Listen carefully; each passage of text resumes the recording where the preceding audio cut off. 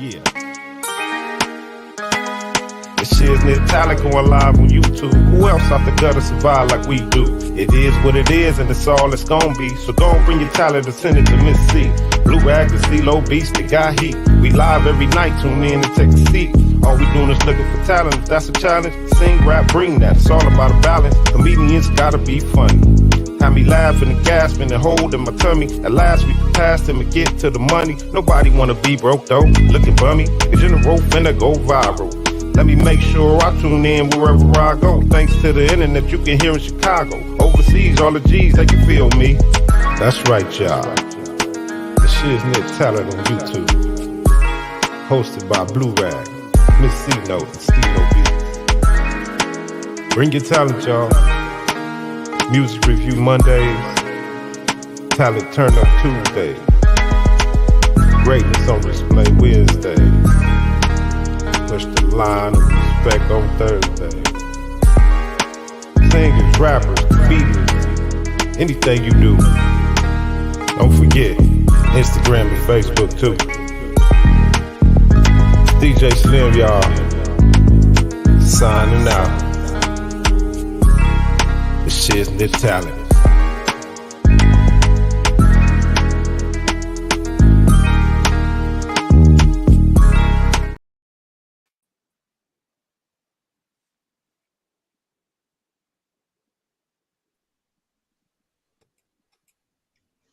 Oh, yeah. Y'all already know what it do. Is your talent boo-boo or is it the Shiz-Nit? We all the way live tonight, ladies and gentlemen.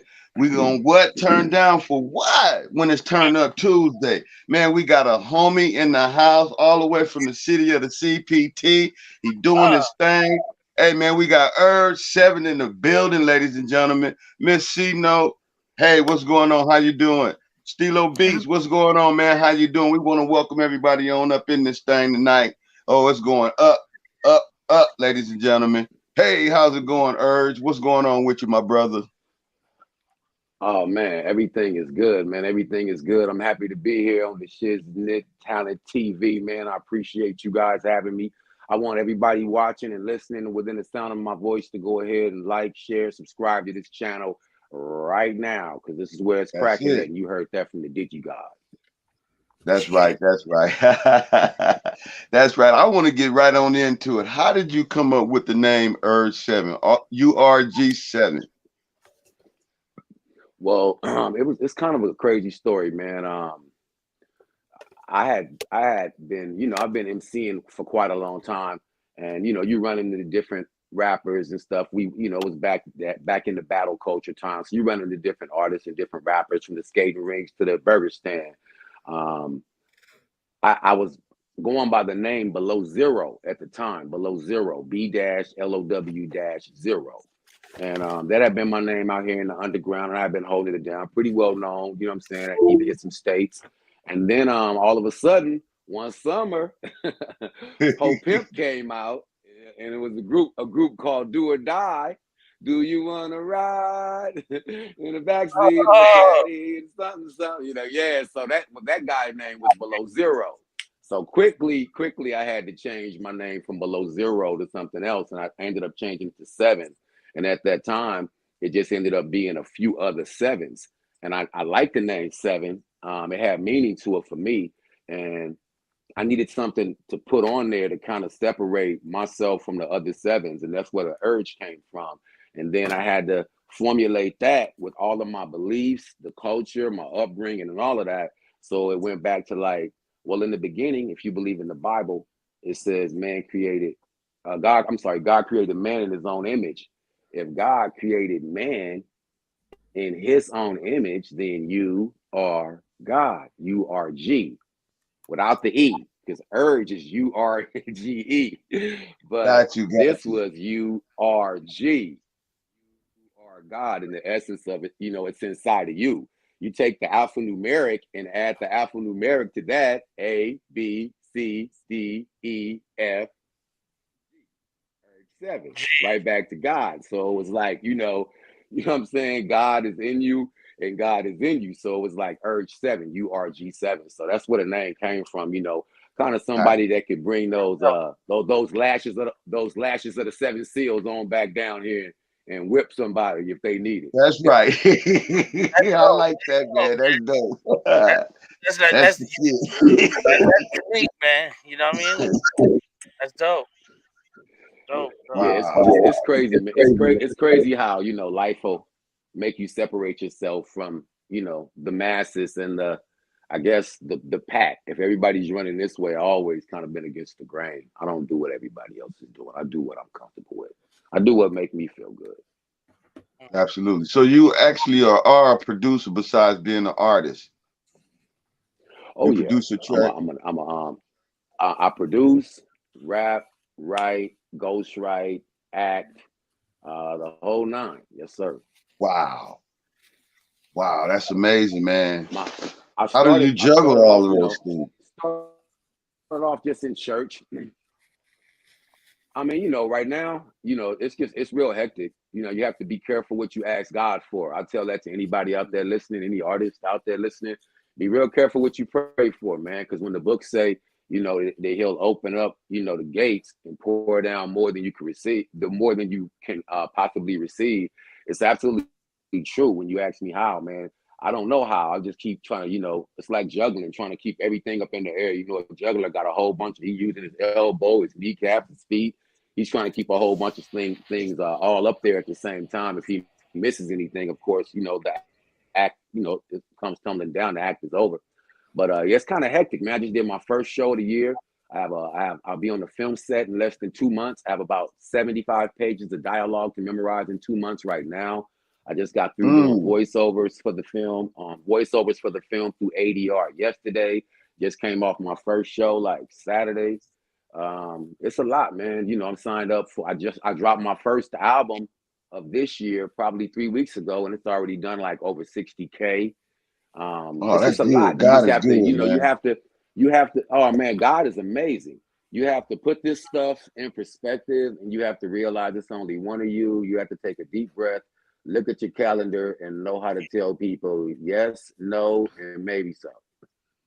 It gets good. I mean, you know, I know that if my life was different, I'd be going nuts. If I didn't have nothing to do, I'd be sitting around going, man, why the phone not ringing? You know what I mean? So it's a thin line. Well, can you tell us the name of the movie and the album? Oh, okay. Yeah, sure. The name of the album is Don't Try This at Home. URG7, Don't Try This at Home. It's available at all digital platforms, everywhere digital music is sold. Every year, man, I try to drop about 3 to 4 projects, mostly about 4 projects a year. I try to drop an album in January. I've done that for the last 5 or 6 years. I try to drop an album in June for summer, and I try to drop another one in September. And I've been able to consistently do that for the last probably 5 or 6 years, to where I'm up to my probably 80th album, over 100 mixtapes. Wow. Back to you, that movie, over 100 features as well. Back to You, that movie that I'm coming off the set of right now.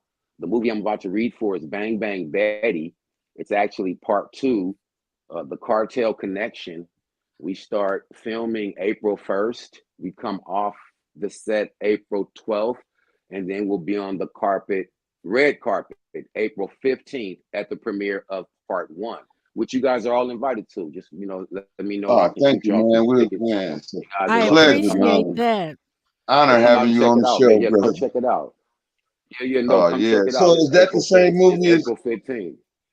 Is nephew Michael in that one, starring in that one too? Man, listen. It was such a blessing. I'm so glad you brought that up. Yes, sir. It was such a blessing because I was coming off of a hip hop series called Hip Hop Circus, which is, we just got through putting out, I think the 12th or 13th episode of the first season. We just wrapped that up. So I was simultaneously 2 characters. I was a character on the series, and I was also a character in this movie. And during the movie, the director, you know, during the casting, he just needed some faces that he hadn't used before in his production, as well as some people who he felt had the talent to pull off the characters that were written into the script. So I just was like, hey, I got some guys, man, you know, check out some of my homies. You know, we've done some stuff in the past, and they're all artists, so they're not shy. They know how to project. They know how to memorize, again, because they're artists.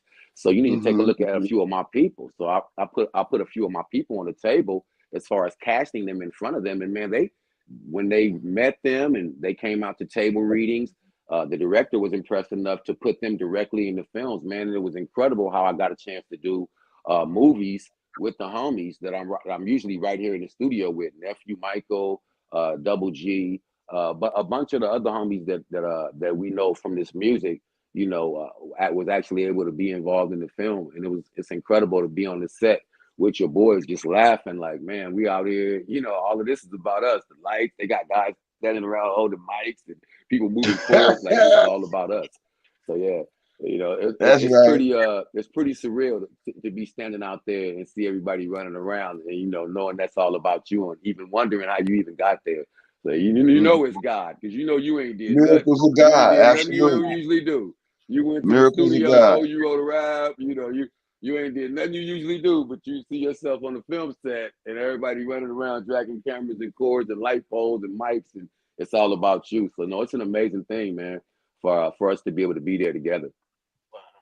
So do you also have director credits? I actually do have director credits.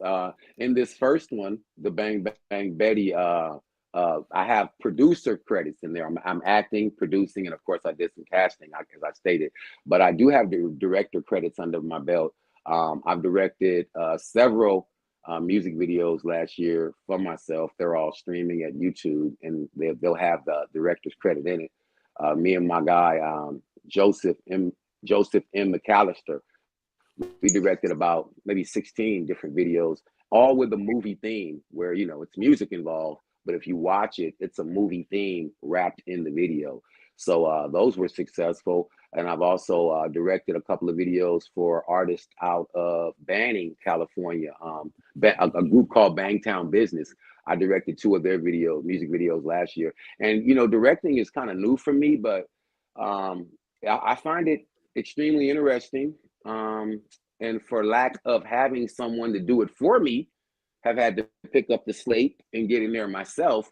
And I'm actually, started off kind of being tedious because it's a learning curve to the things you don't know. You go back and watch a lot of behind the scenes director tutorials and stuff like that, just and a bunch of film as research. But I found it to be, invigorating, man, and very interesting to be on the other side of that camera, trying to tell this story in a different way, from the directing the story, not in the story as an actor, or not writing the story and rapping it on the soundtrack as an artist, but being behind the camera and bringing that story to life. And everywhere that camera is going to go, the POV of what they're going to see and their point of view, what that director's showing them. It's fascinating to be on the other side. It's a wormhole. You can get lost down there. Did you direct Pandora's Box? I definitely did direct Pandora's Box, and I had an incredible time directing my sons. Both of my sons were in that video. My youngest son, Jaron, and my oldest son played the delivery driver. His name is Jarrett. We're all G's, G-R, Gerald, Jarrett, Jaron. I didn't want any juniors, but I gave everybody that G-R like dad. That's right. Yeah, it was incredible to direct. That's great. It was incredible to direct them. Yeah, no, it is. It was really incredible to have them involved. I do a lot of stuff, movies and videos and films and shorts where they can't be on set. So to have that right here in the living room and in their bedrooms and in the house, it was just great. And they really enjoyed it. They were kind of, rock stars at school for a few months after that. They had That's crowds right. on them. Crowds on them at the ice cream truck a little bit. Well, I'll say this. I watched Pandora Box. I watched several of your videos that I saw you had director credits. And you say you're new to this. I couldn't tell you were new. I thought you were seasoned. So you know what? I really blessings of God. Appreciate that.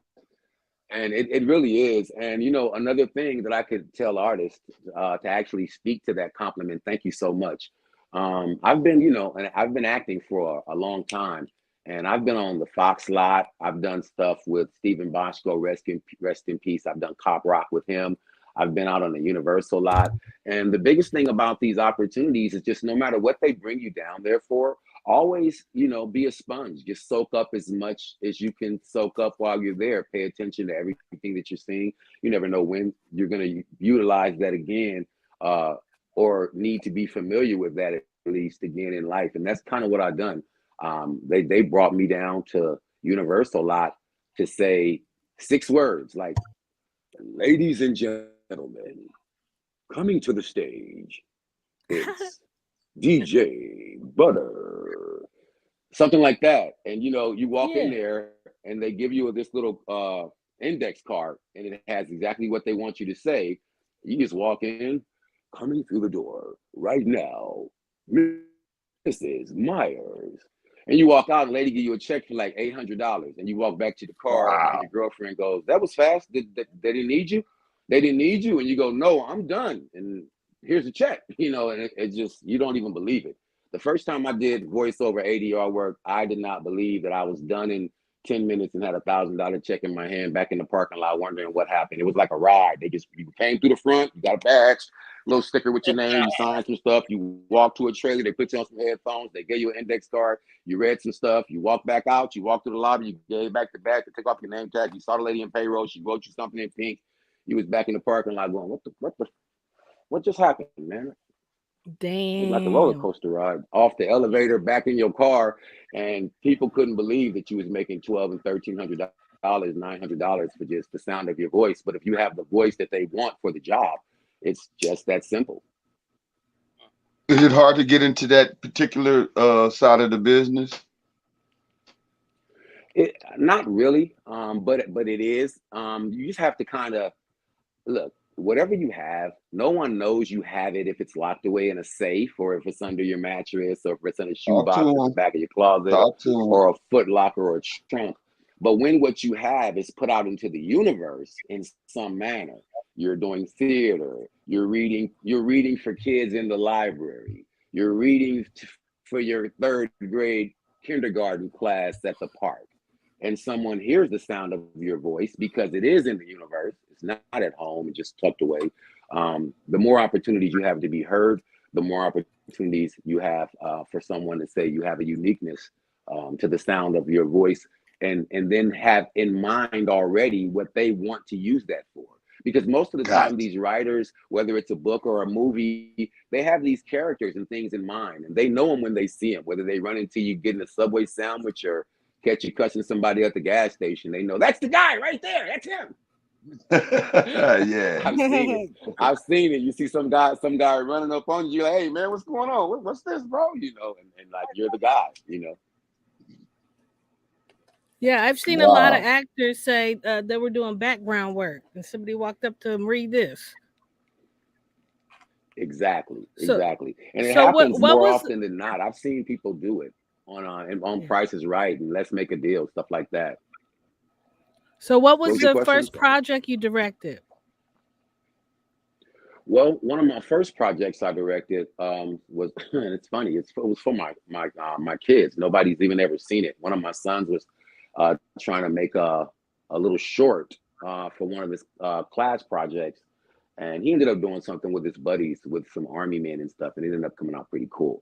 But the first thing that I directed was something with him called the Golden Monkey, and it was about him and his brother trying to steal a little statue, a little monkey statue. So that was kind of where I started getting my first chops from. Me, as far as directing, the way I kind of got into that is I had always sat around waiting and waiting for things and waiting for things and waiting for things and waiting for things and waiting for people and waiting for people. One day it just clicked, like, hey man, look, get a camera, get the stands, find the backdrops, find the location, learn how to work the camera, go on Google, YouTube it, it don't matter, buy the book, look it up, but don't wait. Whatever you gotta do, it's better than just sitting here like we got an egg we sitting on like Granny Goose, but we not sitting on no egg. We literally just sitting here waiting for this thing to happen or that person to be available or for this to happen or for that to come along.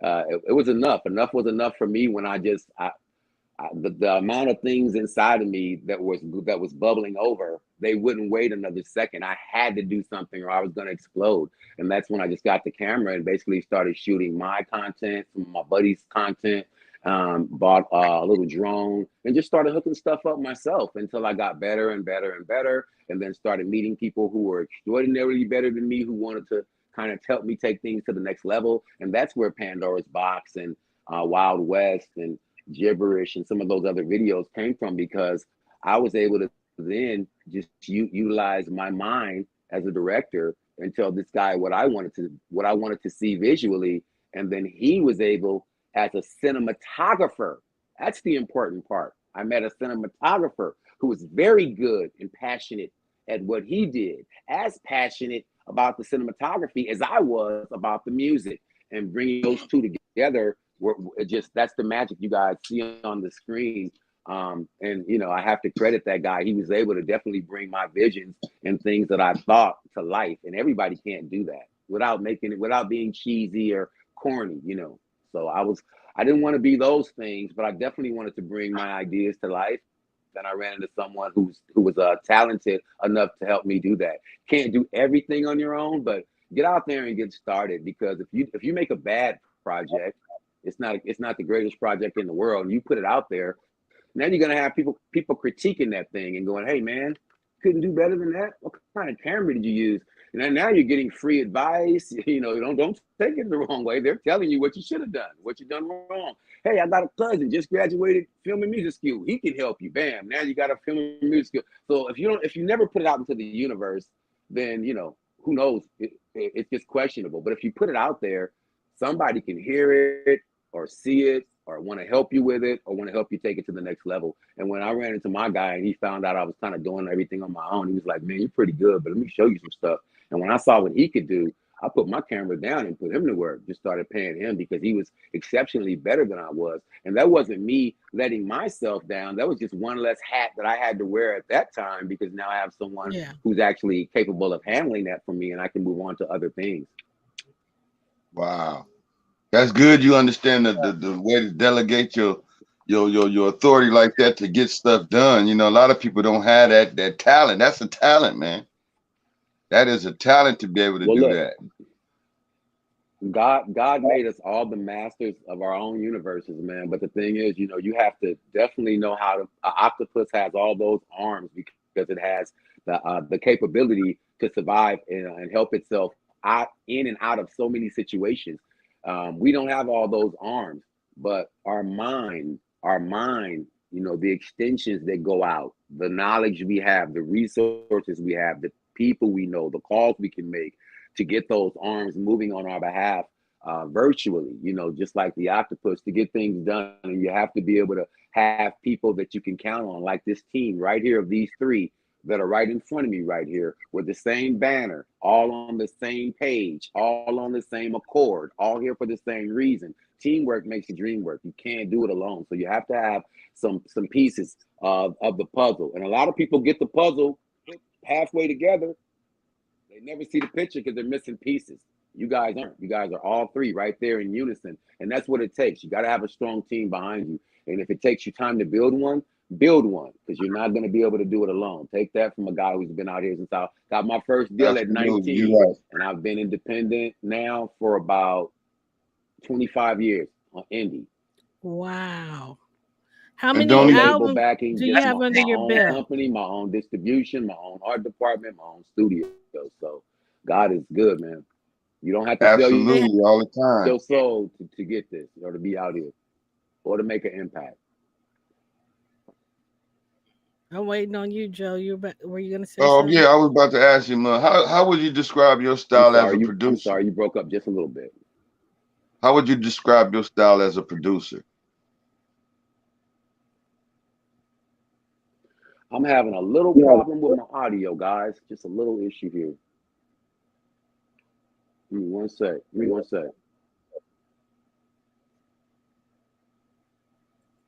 Can you hear me? Mm-hmm. Yes. Okay, go ahead. I'm sorry. Go ahead. How would you describe your style as a producer? As a producer, man, I kind of like, I'm not one of those guys who goes in like, oh, we're gonna make a hit. I'm more of a, put the track on, let's catch a vibe, and then let's allow the music to speak to us and then through us. So I kind of allow the track to dictate what's going to happen when I'm in there. That's the type of producer I am. And if we don't have a track and we're starting from scratch, then I kind of want to know the vibe of what we're doing. And then we'll start building, from drums and hi-hats all the way up to instrumentation and sound effects of what we feel that the production itself needs from start, middle, vamp, and to ending. And that's kind of how I put my work together. But most of the time, if I'm producing a track, I put the beat on if we already have it, from a different source. I put the instrumental on, and we kind of just create. We kick a bunch of stuff around, throw a bunch of oatmeal against the wall, and see what runs, see what sticks, see what bounces off, see what stays, see what leaves a stain. And the thing we usually like the best is the thing we keep. I've recorded songs, man, and then come back a week later and taken off the vocal because I listened to it in the car and just heard something different. And I took off the main vocal and recorded what was in my head now, and the whole thing was complete. So you don't always get it all in one whop or at once. It just comes the way it comes. And you could get that from listening to raindrops or dogs bark or cars start. It's just something where a light bulb comes on and you go, wow, you go, oh, this is, and then you go and start doing something to that effect. But it could be anything that sparks it. But production is pure creativity. That's what production is, man. Pure creativity. That's whether it's film or music. It doesn't matter. It's just pure creativity. Where a lot of artists, fail and fall off is they forget how to use their imagination. They forget how to be creative. We're all creators. Creation. Think about creation. Think about let there be light. Let there be light. And it was light because he said it. Just because he said it. What was your inspiration behind Don't Try This at Home? Well, right now, that's a great question. Thank you so much. You have a great voice, by the way. That's not a flirt. That's a compliment. Anyway. No, I know. Just keeping it clear. I know. No. Great question though. No, Don't Try This at Home was birthed from me due to the idea that everything is so hands-on right now. You go on the internet and there's like, oh, let me show you how we bake these pies, or this is what we do with our muffins. We put them in a tray, and everybody's just trying stuff. And we put this stuff in the blender to get this effect. And you mix Mentos with the Coca-Cola drink to get this effect, and Mountain Dew, and it does this. And all these artists, they're online and they're showing their studios. And hey, this is what I do to get. Some people buy these expensive machines, but I go in the bathroom and go wow, wow, wow, wow, wow. Like everybody's online and sharing these tips and stuff, and I'm watching that stuff, and I'm going, okay, all right. And I go back into my laboratory in my studio, and I'm pouring my formulas and cooking up my beats and doing my thing in there, and I'm going, some of this stuff is dangerous. Some of this stuff you probably shouldn't try it at home. You know what I mean? And that's kind of like where that was birthed from. Everybody's at home just experimenting, trying things, but some things you probably shouldn't try at home. So that's kind of where the album was birthed from. URG7, AJC. Don't Try This at Home. AJC is the producer. Don't try this at home. And you got to really think about the day and age we live in. A lot of people are, what they call it, DIY, do it yourself. Do it yourself. Everybody do it yourself. Do it yourself. Do it yourself. I don't know. I don't know. YouTube is very informative. Google is great, but some things you're gonna need a professional for. I wouldn't want to, go to the doctor and they hand me the surgical instruments and the scrub and say, all right, man, go on in there and hook your liver up. But hey, man, I don't know what I'm doing, what I'm pointing at. What do you mean? I do it myself. So, don't try this at home. Yeah. So when you did Pandora's Box, was that your ideal? Did you come up with that concept? Oh yeah, I usually come up with all of my concepts. Yeah, I did. Pandora's box to me is just the traditional situation of where you open this situation. It could be a box, it could be a porthole, it could be a door. You open this thing, and when you open it, there is just no closing it, and there's no amount of sanctity or logic that can explain to you what the things that are coming out of it. Yeah. The problem wasn't closing it totally. The problem was these things that are coming out of it. Where are these things coming from, and how can I stop these things from coming out? Once it's opened, it can't be closed, and that's kind of what that whole thing was about. Like once this thing is open, you're not going to be able to close it, whatever that is. Do you think you'll ever make a movie out of it? Like You a know what? full length? Or is that a I done don't deal? know. I don't know. I think I that's thought a it was done pretty deal. There are good. several movies. I really appreciate that. From a creativity standpoint. Like I said, I try to go. Like I grew up watching a lot of, Long Shaney. I'm dating myself. Elvira laying on the couch with all of these crazy horror stories, Texas Chainsaw Massacre. I grew up watching a lot of stuff, man, and my mom, definitely didn't approve of the horror stuff, but me and my brother found a way to sneak and do it anyway, Yeah. guys. But yeah, I have a vivid imagination, and I have a lot of stories that I probably want to tell, but I have a certain way I want to tell them. And to me, Pandora's Box was more of like an after school special type of, like it Yeah. wasn't. I didn't really see movie in my head for that. But if you went and saw like the Wild West or Negotiator, you would Yeah. see deeper elements of film in there. But I know I'm definitely interested in film. Right now, I play a character called Ray Smith in Bang Bang Betty, and he's an old man, ex-military, who's been through a lot, lost his wife, lost his daughter, kind of a loner, kind of grumpy, and I'm getting ready to have to delve back into this character and his life for part two of this thing that we're going to start in April, and I'm going to probably start reading on that probably next week when I got a clear head. And like I said, I have about almost 80 pages of dialogue to digest.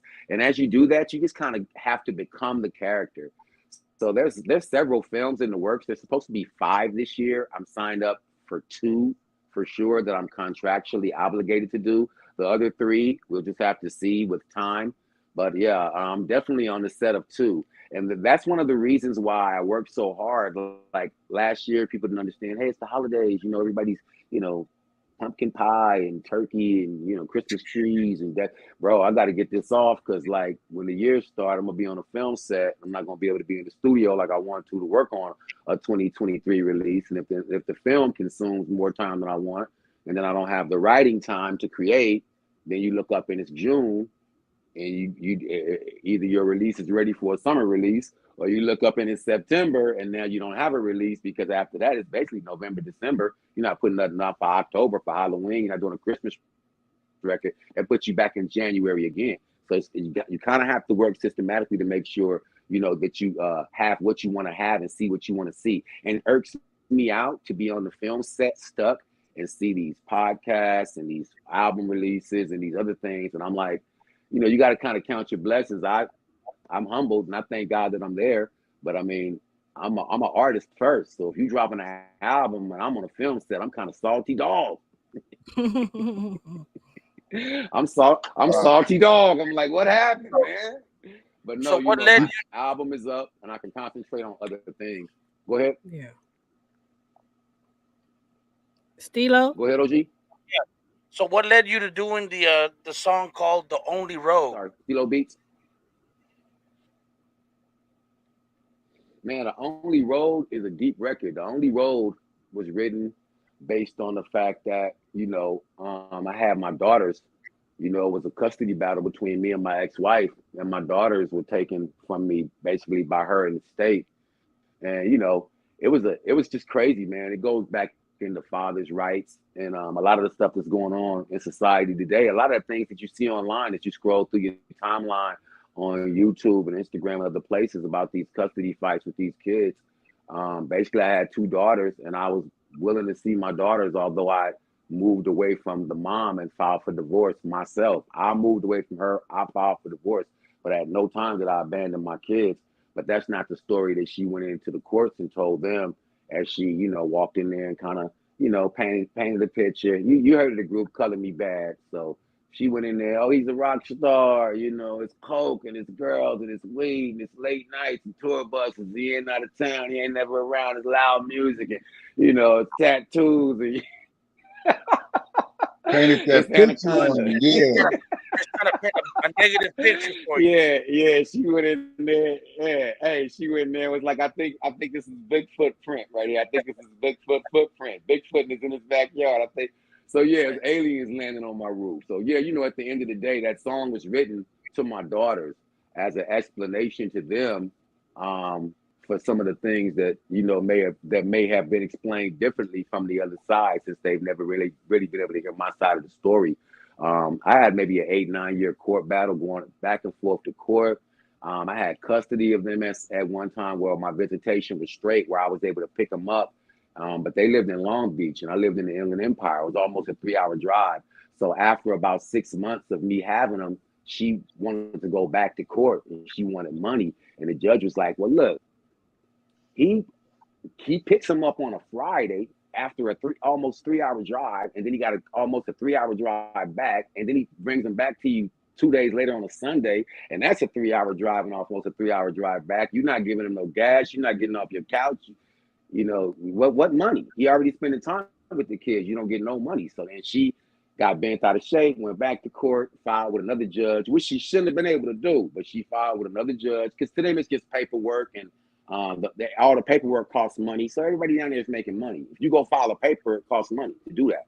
So she went back down there and just filed some more papers. We went to another judge, and then that judge kind of like made the visitation kind of different. And then as I had my visitation, she was kind of controlling the kids still under my supervision when I'm supposed to have them. They're not listening to me. They kind of scared, doing whatever she told them to do or not to do on my time.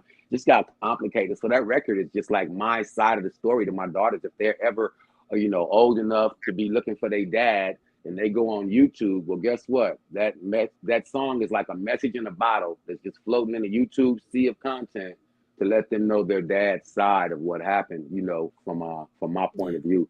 The only road I could walk was away, you know, to make sure that we was all safe and kept sanity.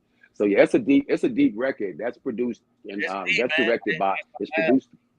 Yes, it's produced by my boy Crazy Kalo in Seattle. Shout out to him, and it's directed by my guy Michael R. Santana. He's done a lot of indie films.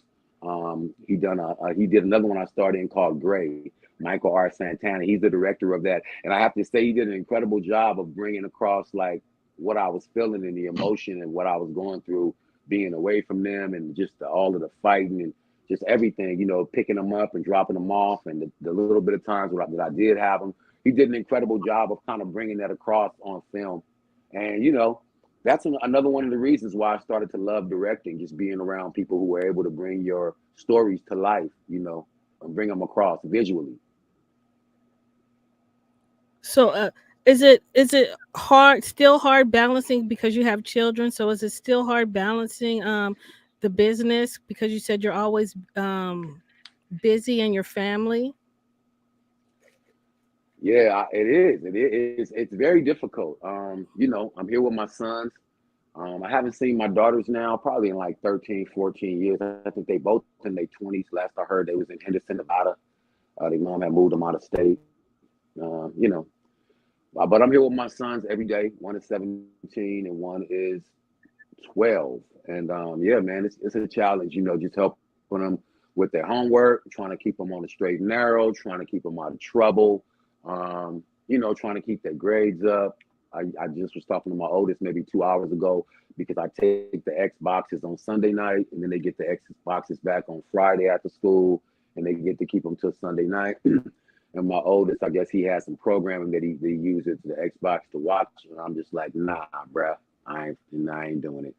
I don't care what. I'm not playing no game. I'm watching my show. Hey, it's the weekday, partner. Let me show you how we're going to do it during the week. You're going to turn it in. Like I said, you're going to get it back Friday. You can rock it from Friday to Sunday, but during the week, I need to keep them grades up. So I need y'all to be focused. I don't want to be in no parent-teacher meetings. I don't want to look at no F's and no D's, C's. I want to keep seeing A's and B's. Occasional C is cool, but I want to see them A's and B's. So one of them actually, my youngest actually is receiving an award tomorrow, and I'm gonna go to that before I go to work. I'm gonna go to his award show. He's receiving an award for his grade point average. My youngest in the morning tomorrow. He has a Wow, ceremony, amazing. and my girl can't. His mom can't go, so I gotta go. Dad gonna go show up and represent for him. It's real important, man, that they keep that up, man, and make sure that they're doing the right thing, because it's so, our technology today is so advanced, and you can go anywhere if you have the right state of mind and the right credentials. So I'm trying to keep them on the straight and narrow, and definitely keep them out of trouble. And hey, man, one of the things that's incredible right now is that my oldest son is dating Laylaw's daughter. Rest in peace. Wow, rest in peace, Laylaw. Wow. He's in high school. Kind of have to counsel him a little bit about that whole situation. He don't understand who that man was, and how he was a legend and a pillar of the West Coast, and it's just a lot. They haven't even had the funeral. I think it's gonna go over in another few weeks. But yeah, it was supposed to be this weekend. But yeah, I've had to kind of deal with that as she was speaking on the family. It's just a lot. You have to make sure you keep it all in perspective. Our condolences to the family, man. Wow. Oh yeah, for sure. Yeah, I'm doing all these things to leave a legacy behind for them. So I had to explain to him what kind of legacy that man left behind on the West Coast and on the world, and for his family. So I had to explain to my kids, to my son, who was taking it kind of hard because his daughter and all of that, just letting him know, like, look, man, when we're here, we get the time. When you're born, they tell you, this date, you're born this date, 19, whatever. And then everything you do in between is life. And then you get an exit date. You died this date. And on your obituary, you was born this date. Everything in the middle is what you did, accomplished, or didn't do, or whatever. And then you get an ending date. And, you want to make sure that something's good is good between those that start date and ending date. Paying it forward. You leaving some. You want to make sure you're leaving some good stuff in there. You want to make sure you're leaving some things behind for your family. So my publishing and all that stuff's left to my kids, left to my family. Wow. Well, I would definitely greatness.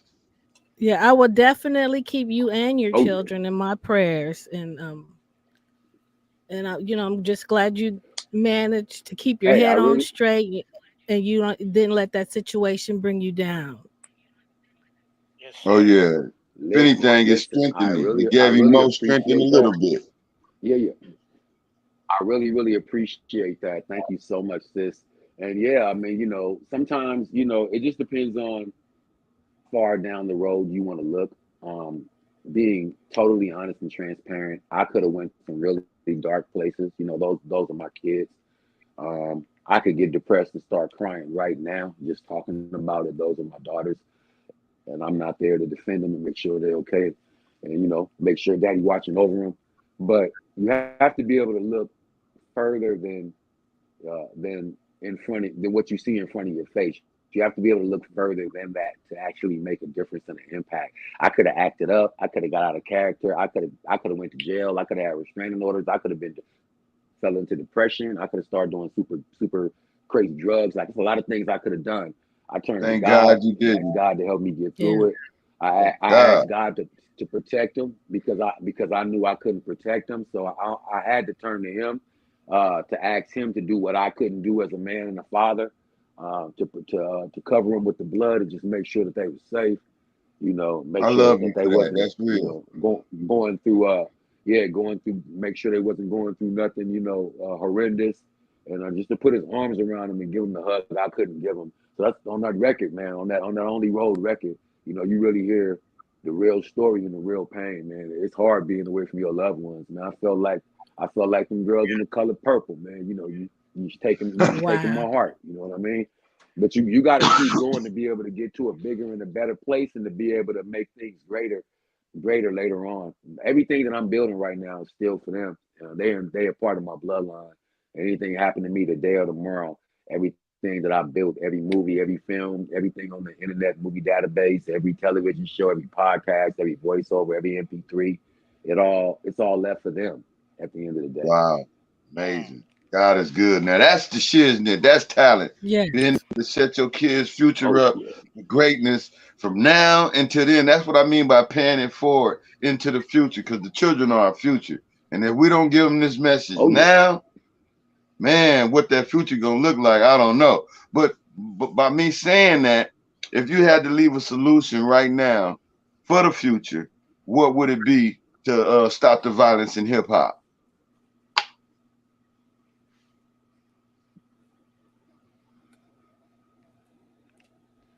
Man, if I had a message to leave for them to stop the violence in hip hop, man, a message for the future would be this, man. Look, music is the universal language. You don't have to speak, you don't have to know it. When you hear it, you feel it. So at the end of the day, this is about vibrations. And we want to vibrate on a higher level. We don't want to vibrate in the middle, and we don't want to vibrate low. Music has the ability to change the world. So what we want to do is create happy places. We want to be Lionel Richie dancing on the ceiling. You know, even though we have Coolio, rest in peace, under the street lights telling you about gangsters paradise, we still want to be, you know, we want to dance with somebody, with Whitney, rest in peace. Like, we want the music to celebrate life. We want the, because the power of life and death is in the tongue. So everything that we speak in is to our sheer and mere existence. So knowing that the power of life, if we speak that, then we want to always try to speak light and life and love. You feel me? Now, I know it get grimy in the stairway. I know it get dark, you know, down that certain highway or whatnot. Those stories have to be told as well. But I believe that we should lead with happiness and fun. When the music was fun, 80s, Kid and Play, Will Smith, some of these other groups, yeah, not to say that the conscious music was unnecessary, because the conscious music was definitely necessary, but the fun, having fun at a party that didn't get shot up on the record, nobody Yes. died. We went to Yes. this party, hey, ho, it was girls and guys, it was B girls and B guys. The DJ was like, the break dancer was like, it went down, right? Nobody died. So where are those records at? Where are those fun records? Where are the records? You know, where are the story records? Where are the party records? We stopped partying, man. The house party started getting shot up, and we stopped partying. Everybody's mad. Everybody against the wall. Everybody got that thing tucked.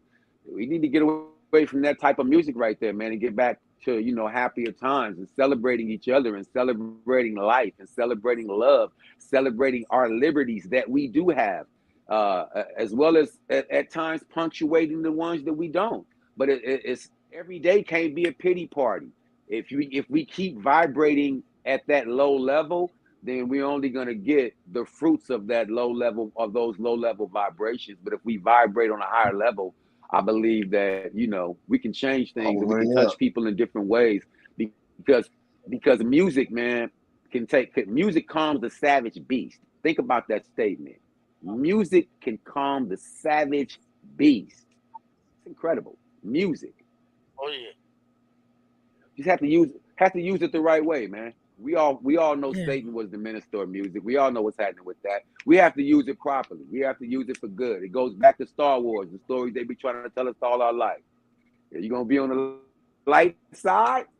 You're gonna be on the dark side. Come from the dark side.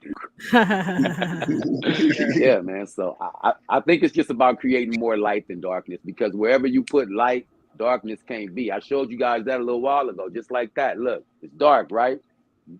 Put that light on, darkness got to leave. So anywhere that there's light, darkness cannot abide. You know what I mean? So I think it's just about keeping the lights on. Let's all be the Motel 6. I'll leave the light on for you. That's right. Hey, is that what your song "Having Fun" is Yeah. about? What's your song "Having Fun"? Hey, I got a question for our DJ, man. Yeah. Stilo, I I'm think he's sorry. talking to you. Yeah. Question for our Go DJ. ahead. Yeah, Yes, sir. Stilo. Yes, sir. What do you think about the state of the music right now, as far as like, just the state of the music right now that they're playing on the radio and the records that come in for you to spin? How do you think the music of today compares to the music of the 80s and the 90s? How do you think it stands up? Man, it's completely different, man. It's way, way over here on this side. You know what I mean? It's just a whole different road. Whole different road. The majority of the music nowadays don't even give you a message. You know, they don't give you a message at all. Nothing. They just talk about tennis shoes, cars, and rims, money and girls. You know what I mean? But there's no message. You know what I mean? Uh, And can I say something to that effect? yes, Listen, sir.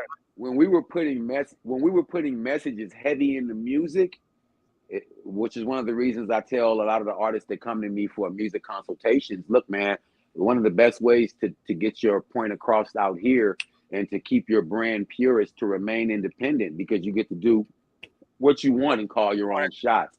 Because when Right. we were making a lot of those positive records when we were signed, I've only been signed like 3 times in my life, but the times when I was signed and I was bringing those heartfelt positive records to the label, Mm-hmm. they ain't, yeah, dog, they ain't want to hear none of that. They ain't want to hear none of that ish. They was like, what? Where the Wow. pictures and the palm trees and the Lolos and the Yeah. Dayton's and the, like, they really want to, they really was asking questions like, man, I ain't hear about no coke or no palm trees. We on the West Coast. You ain't Wow. saying about the beaches in Malibu. Like, they want content, and they reject those records that you bring in there that you think are those classic records about your girl or your mom or your child or your dead homie. They want violence. Trust me. And I Yeah. was at a time where I was taking my music around at a time where Biggie had just got killed. And man, a lot of these labels, they were scared to death. I'm not fronting on no level. They wasn't, man, they was terrified. It's been verified. I was sitting in there. Biggie had just got killed. They was looking for gospel rap. Oh God. Wow. They wasn't signing nothing off the street, because nobody off the street wanted to be affiliated with nothing that they was gonna have to step in on their shoe and not have no grass to wipe it off. So they wasn't signing nothing off the street because they wasn't too sure what was going on the west and the east. They wasn't messing with no street rap. I know that because I sat in Geffen, Loud, Capitol, Warner Brothers, Ruthless. I sat in all these labels, PNP, and I know I had heat, and they was like, they wasn't doing it. Nervous, Wow. man. People start getting taken out. It make people antenna go up. Who's Yeah. all involved with this? How deep does it go? How many more people could be involved? How many more people could lose their life from the involvement? So this stuff gets deep, man. When you start Yeah. thinking about writers and publishing and stuff like that. That's why I tell these guys, try to own your own stuff, so you don't have to get in bed with these guys, man, because you don't want to get left in a dark hole in Vegas nowhere over your publishing. And the way these labels act right now, man, depending on the paperwork, they don't even need you. After the record made, why they need you? The That's record's it. made. Yeah. That's You real. done shot some videos and done some interviews. The record's made. They don't need to be arguing with Wow. you and debating with you and you going to get your attorney. And I don't need none of that. If you gone, guess what? The record's made. The fans with it. The video's made. Did a few interviews, and they ain't got nobody to split that money with. They take something over there to your family, drop them off a check, tell them that's all you was worth. And guess what? That thing's selling all over the planet. 52 Wow. continents or something. That thing's everywhere. That thing's Perpetuity. on They get in money. all kind of countries. Ooh, money Dog, forever. they pressing they pressing that thing up in all formats and eating. You feel me? Because I mean, who's Wow. gonna stop them? Who gonna argue with them? The artists? Dead men tell no tales. Wow, that's deep. Yeah, and I want to give a shout out, man, to Rockbox, man, and nephew Michael, man. You know what I'm saying? I want to give a shout out to those Yo, shout guys, man. out They to them. came and Salute to rocked my them brothers, man. Much Peace, love, and love, yeah, respect. all fellas. all Yeah. the way, all the way. Ryan Rock Entertainment and Gutter Gospel, because those guys, I met those guys, man. They came to me, man, and they worked out of my studio for almost 7 years, 6, 7 years, man. getting their albums and their projects tight, promo tight, getting their digital game tight over here, learning from me. And although, you know, they was kind of, you know, they knew what they knew when they came in, and things was often confusing to them because I give out a lot of information at once. If you don't got a pen and a pad, some of them might get past you. A lot, they just felt like it was talking a lot. But you know, it's funny because nephew Michael came to me last year, man, and he had a situation going where I think it was DJ Nasty Nest was hitting him up and trying to get him to do radio drops. And this is something I had discussed with them when they came to one of my consultations early on. And I think they wrote it down, but they wasn't paying it that much attention. Okay, he said radio drops. They wrote radio drops. Okay. But now, this was some years later. And somebody was asking him, like, yo, I need you to send these radio drops. And he didn't really remember what they were as far as the meeting, but he remembered me mentioning them. And he came back like, hey, man, I need somebody's asking me for this. What does this mean? So I started looking at the paperwork, and I go,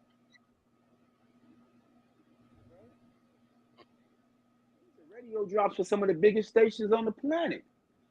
Have you heard of Wow. Drink Champs? You got a radio drop on here for Drink Champs. Wait a minute, bro. You got drops on here for mostly all of the big shows that's popping right now.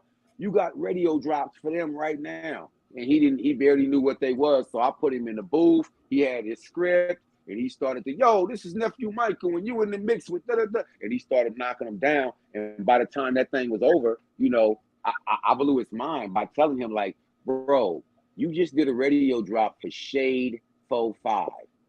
That's Eminem's podcast, dog. Like people don't know. This is the guy from Linwood. Y'all know nephew. So like, yeah, blessed individual. Yeah. I'm telling him, like, bro, you have this. You don't even know what this is, but like, this is like, all these DJs are playing you and giving you love. That's how you was #1 in Japan. Now you're #1 in the US with the same single. These DJs was giving you love by playing this, and this is how you pay them back by, yo, you in the mix with DJ Dan from da-da-da. This is how you pay them back. This is how you give them that love back, homie, by showing that you appreciate them spinning your record and getting you to #1. So it was a big deal for me to, you know, be able to go back and show him how all these things culminate. Sometimes it's not one thing. There's a culmination of many things all coming together to work on your behalf, such as the Shiznit Talent TV. Absolutely. Mm-hmm. Yeah, man, with that being said, you just sent a chill up me, man. Hey, we ask everybody when they come to the stage, when they grace this stage, what's your top 5 most legendary artist list right now in your heart and mind? Give us a little bit of why you chose them, and they could be either here today or going on home to the Father. All right, well, #1, I'm gonna say Nat King Cole. Whoa, you just hit us with an iconic. It was just the regalness. You know, he was an icon. It was his regalness and his voice and the way he carried himself. Even the way all the way down to his family. If you looked at Natalie before she passed, rest in peace. But Nat King Cole, we're gonna go with Smokey Robinson. Wow, wow. Just legend, man. I met the man. I met him in person, man. Dude, this guy is the most humble. You wouldn't even believe it was him. He was one of the most humble human beings you ever want to meet in your life. Super talented. The next person I'm gonna go with, man, is Nas. Man, Nas won that Pulitzer Prize, man, for that writing. You just have to look at somebody who came from the boroughs he came from and was able to perform with the Philharmonic, and just some of the things that he's done as an MC are truly incredible. Are just truly incredible, man. And legendary. Next, I'm gonna go with Eminem. You know what I'm saying? Eminem just was inducted into the Rock and Roll Hall of Fame. That's incredible. Wow. Sold the most records ever by any rap artist on the planet, which is just truly amazing. To say a guy came from a trailer park on 8 Mile and turned the world upside down like a snow globe and just shook it and put it back down and let all the particles move. That man is just was truly amazing. And then the last one on my list, man, is Prince, man. Prince in my mind Wow. will forever and truly be an incredible icon. This man still has music in vaults yet to be released. I patterned myself after him growing up in the fashion of knowing that as an artist you have to be able to recreate yourself several times if necessary. Through these millennials and these decades. I was born in 1968, 60s, 70s, 80s, 90s, now. That's 5 decades. So that's a long time. I often call myself Vladimir. You can't see my reflection in no mirrors. But no, yeah, man, it's a blessing. It's a blessing. It's a blessing to be able to, meet Curtis Blow. That's a blessing because these are the people I grew up on.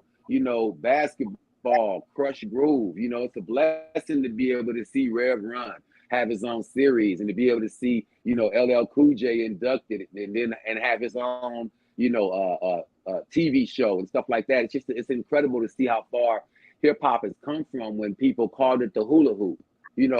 I'm in my 50s. People call this the hula hoop. People call this the steel skate. It's gonna come and go. It won't be here, and it's still here, and it's still breaking. They ain't going nowhere. So, it's amazing to me. It's embedded. No, it's amazing to me to be involved in the culture that's so powerful. We just have to not let the gatekeepers and the powers that be guide it to hell. That's no we're the new gatekeepers. We don't want them to take something totally new. Yeah. And that's it. Yeah, that's it. We don't want them to take something that we could use, to our benefit and then turn it around and use it to our detriment. That's where I'm concerned with the music. Music has always been my first love and acting my second. In school, I was always doing music and then drama. So I was always acting and then, singing and or rapping. So I'm having the opportunity to do things that I love and not have to, compromise my integrity or sell my soul to do that. You know what I mean? Hollywood is not always such a good idea. It depending on your mind state and your state of mind. Some people go down there and get turned out, and bruised and broken. And it has nothing to do about the mentality of the person. It has to do with the amount of attacks that you have to, undergo on a daily basis, minute by minute, and everything that's coming at you when you live out there. I've been in that lifestyle. I've been around all of that stuff. I've been to those parties. Man, you know what I'm going to do? I'm going to sit here and create this content, deal with my fan base, try to leave as much creativity and content as I can before the time of my demise and try to stay away from them evil twists. You feel what I'm saying? Because sometimes you get into things out there that you can't get out of. And it's a lot of times when your name get big out there, homie, it's nothing waiting for you but a jail cell or a funeral plot. It's only 2 places you can go once you go so far out there. One's jail, the other one's dead. Period. Go check the resume. Go down there and check who down there. Yeah. You'll see. And you don't get no pension. You don't get nothing. Go so far down there, man, and then you either go to jail, you either fall off on some kind of drug wagon, or you die. And yeah, I'm not for all of that. And I've been here a long time, and the way to skirt this stuff is to make sure that you have an attorney. You don't put your name on anything. You watch these managers. You don't allow people to bring you drinks and food. It's just certain protocol that you have to do to protect yourself. And it's not being any kind of way. It's protecting yourself. It's protecting yourself. If you don't navigate this vessel properly, you won't have it. You get one of you. This ain't no video game. You don't get an extra man.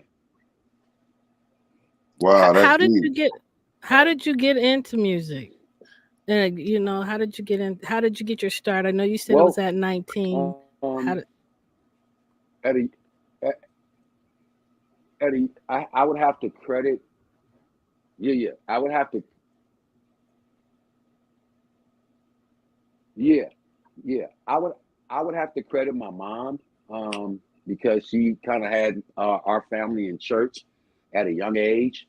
So my start of music was like my mom having us in church, and then my dad, actually my stepdad, being ex-Navy. So, I go to church and sing in the choir, and then I come home. My dad would be playing Bobby Blue Bland. in the backyard out of his Cadillac on white walls, you know. So I kind of had the best of both worlds. So I enjoyed being around the music at that age. And I think about by the time I started elementary, there was Rapper's Delight. Rapper's Delight was out. And I just remember, you know, listening to that over and over again.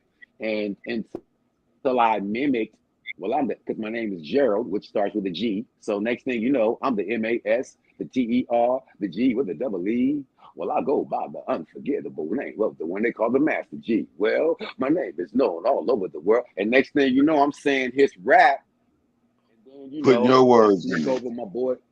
Come on, man. Then sneak over my boy's house. Got some records down there we ain't supposed to be listening to because I'm supposed to come straight home from school. But of course, I ain't listening to moms. I'm at my boy's house. We in his older brother's room. We ain't even in his room. And his older brother got Red Fox. He got a Blowfly. Dolomite. He got a bunch of stuff that we ain't supposed to been listening to, boys. So next thing you know, I sat in there and listened to them records.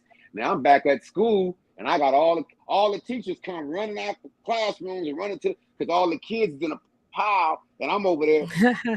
This is Blowfly, the master of class, and I'm about to rap some Zodiac. And the kids is running over there to see what's going on, and all the teachers come running thinking it's a fight, but it wasn't no fight. I was over there doing dirty ass raps in the corner. So you know that's kind of how I got my start, man. You know, mimicking what I was hearing and being exposed to. And then you know probably around the age of probably 12, 13, I started writing my own stuff. So by the time I was in junior high, you know, coming out of elementary, by the time I was in junior high, I was writing my own raps. By the time I left junior high, I was performing in talent shows and stuff like that. When I graduated high school, I got my first deal, and I probably only had like 3 record deals. Aside from those, I've been independent the whole time out here grinding, man. That's a blessing. So you're a vocalist too. You sing. Do you still sing? You sing on your hooks? I do still sing. I do still sing. I have a record out right now called I Want You, and it's streaming overseas in the UK, which is a blessing. Shout out to everybody in the UK that's streaming the I Want You record, and I'm singing on that hook. So I do still enjoy singing as well.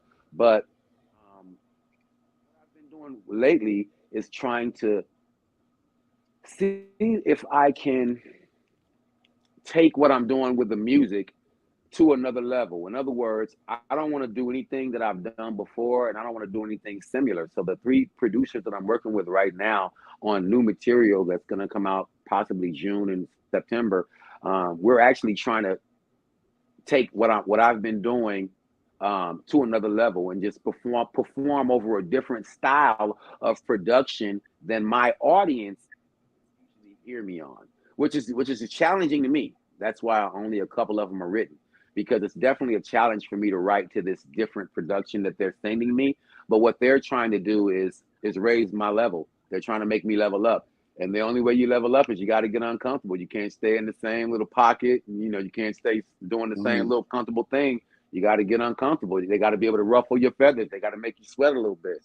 And so this new production has me sweating a little bit. And it's crazy that I was able to get the first album off because I knew I wanted to concentrate on this script that was coming up. And you can't do both. You're not going to be able to focus on both. So as I start to read this script Monday, I just put the music down for a few weeks and see if I can absorb this character, because the worst thing you can do is get out there and have everyone waiting for you, and then you're kind of like, what was I supposed to be saying? You want to be on point. So yeah. Absolutely. So how many albums do you have under your belt? Right now, I am currently at 80 albums. I'm headed for 100. 83 albums, over 100 features, over 100 mixtapes. It's crazy when you get up in the morning and you could have like a $800 streaming check. Nobody bought anything, nobody downloaded anything. These are just intellectual property streaming, but it's so many.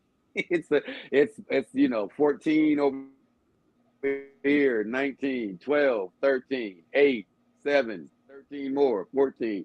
Every project has a different amount of MP3s that I put on them. So right now, man, I'm just trying to, do as much as I can. I see some of the greats that leave here, and I see how miserable the fans are, who can't get anything else from them. The Red Foxes, the Bernie Macs, Whitney, that they're making several movies about now. Whitney, she died, kind of young still, had some time to go there.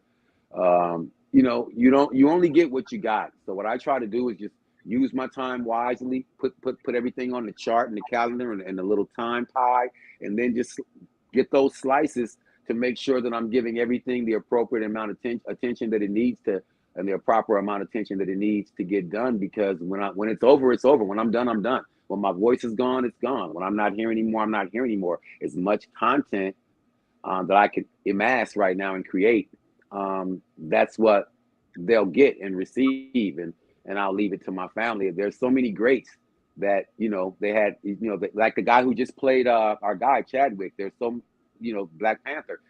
They have so much to give, but we're on a time. Everyone's time is limited. I don't care if you can't see your clock. One of my albums is called A Narrow Window of Time, because no matter what, it could have started here. You may not see it necessarily, but it's always closing, probably at a rate that you can't see, but it's always getting smaller and smaller. The amount of opportunities, age gap, health, all these things. So we have but a narrow time to try and do the things that we feel are important to us, or to try and accomplish the mission. And you can't. Time is the one thing you won't get back. Lose your wallet today, you can buy another wallet. Lose $20, you can get another $20. House burned down, you got insurance. Kid die, adopt a kid, have another kid. Kidney failure, they might scrub you down, get you another kidney. Car crash, get another car. Your time, you're not getting that back. You're not going to the prom again. You ain't playing with no Stretch Armstrong. You ain't riding no big wheel. You ain't pulling no little red wagon. That's right. You ain't pulling no little red wagon down the street. All that stuff's over with. So we can't go back in time. Time is the one commodity that once you allow it to pass you, you have lost it. And we have to learn as human beings to utilize our time wisely while we're down here in these avatars collecting this data, for we won't be here forever. And once you are gone, realize energy is neither created nor destroyed. You will still be here, yet in another capacity. That's it. So while we're down here, we got a job to do. Everybody got to get on top of it. Your energy will transcend, but this dirt will go back to this flesh will go back to dirt and clay, but your energy will transcend. So what you're putting in that, and what you're adding to that, and the amount of knowledge that you're actually, collecting, all of that stuff's important, because that's all that you're gonna have left when this physical frame is no more. Wow. Consciousness. Hey. So what are you putting up there? Good, bad, heaven, hell. Can I ask you a question? What was your most memorable performance? Most memorable performance, man. If I had to go back and think of it, would have been probably. Oh man, y'all ain't gonna believe this shit. Man. This is crazy. All right, so I'm in a group. I'm in a rap group.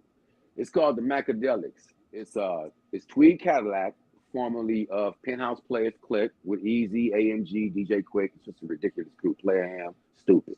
So I'm with Tweed Cadillac. And I'm with DJ Aladdin, formerly of Low Profile, Dub C. Pay your dues. We all in a group together called the Macadelics. We drive out to Arizona to have this concert. Outkast is on the bill. Mac 10 is on the bill.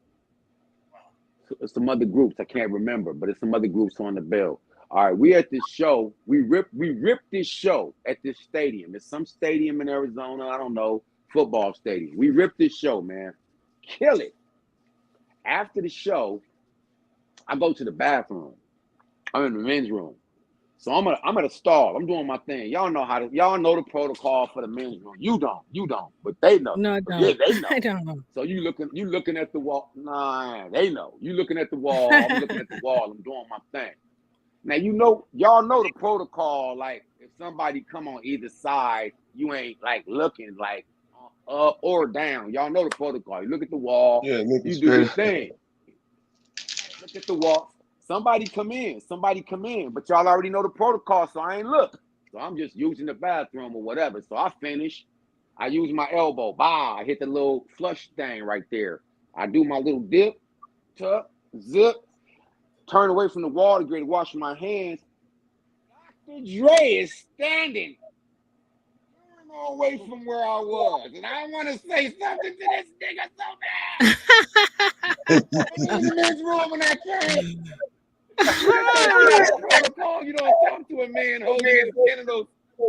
You don't talk to a man with his genitals in his hand. It's no way to do it properly. I have to just wash my hands and run back to my dressing room and say, man, y'all ain't gonna believe it was in the bathroom right now.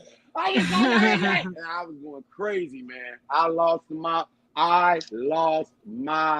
shit. There's no other way to put it. I'm sorry. Andre Young in the men's room. And man, I don't even, to this day, that memory haunts me because part of me like, you should have waited for him outside and rapped for him. Was like, nah, bro, that's awkward. You should have started rapping at the urinal. Nah, bro, that's even more awkward. That's you probably Can't do you that. probably should have you probably should have did what you did and got up out of there. Your whole body got out. You was sweating. That's Dr. Dre right there, bro. Right there. What do you do? So yeah, that's probably one of my famous, one of my favorite famous show memories, man. Being in the men's room with Dre and not being able to utter a word, not a grunt, nothing. You're in the men's room, bro. You know, echo in there. That just wasn't the right time or the right place. But being in this business, man, you run into a lot of people, and they're regular people. They don't even like when people run up, on the phantasm and fantastic, fans spazzing out on them. They don't like that most of the time. They just regular people, man. You know what I'm saying? Rest in peace to Eazy-E. I seen him out at the met him out at the theater out in Lakewood one night. I was going to watch a movie, and Eazy was just standing in line with 2 or 3 girls. Wasn't no big fanfare around it. Wasn't no parade, nothing. You know what I mean? Got inside, stood in line for the popcorn like everybody else, paid for their stuff, and went in the movies.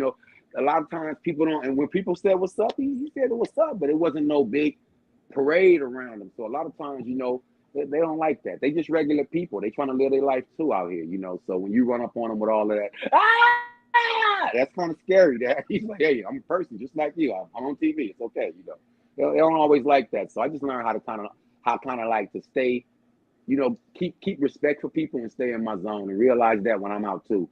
People run up on me all the time, man. I don't take it no kind of way. I just pay attention because it's Cali. They could be running up for whatever. Yeah. You know? So what venues would you like to perform at that you haven't performed at yet? You know what?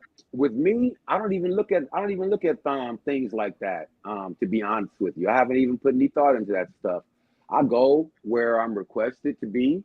I go where my presence is required. I really hadn't even thought about that. That's an incredible question. I might have to think of some places now and actually say, hey, well, would I want to go there? Would I want to go here? I've had some great opportunities. I performed all throughout Hollywood. I've gone to Vegas and opened up for New Year's at a couple of places out there. I've done House of Blues Hollywood when it was one. I've done House of Blues Anaheim at Disney. I've done ESPN Center, BB King's out at Universal, Hard Rock Cafe, a bunch of just local stuff. I'm always just happy to be wherever there's, good music, good people, good vibe, no violence, where people are coming to, like I said, celebrate each other and celebrate the music. I'm always happy to be in those venues. I've never really even given like, oh, I want to be at the Taj Mahal. Like I don't think I had any thoughts like that. I'm just usually just kind of happy to be wherever they ask me to come to. I don't even know all the venues. There's so many now. The only thing I could think of is like Coachella. There really are. Coachella, and maybe I might want to. You know what? That's big. See, I hadn't thought about that because you know what? You hear about that every year. Coachella, Burning Man, some of the other stuff that they do in New York, some of the big festivals. Now, now that you're saying that, yeah, that's you just put one in my head. That sounds good. I'd like to go do a Coachella if I had a big enough record for Coachella, or like a what's that other What about the like South by Southwest when they do that out there in Texas or whatever. Those are some I think those are good networking.